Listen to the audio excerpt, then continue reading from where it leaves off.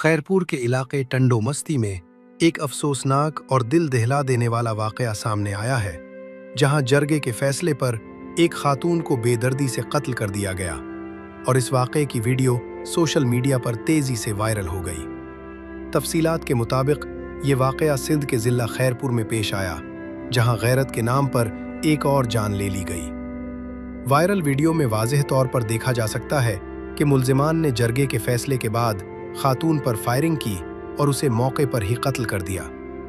Video सामने आने के बाद पुलिस फौरी तौर पर हरकत में आई। एसएसपी खैरपुर के मुताबिक ये वीडियो 4 रोज पुरानी है और पुलिस पहले ही इस केस पर काम कर रही थी। अहम पेशरफ्त करते हुए पुलिस ने इस वाक़ये में मुलव्विस 2 मरकजी मुल्जिमान को गिरफ्तार कर लिया है।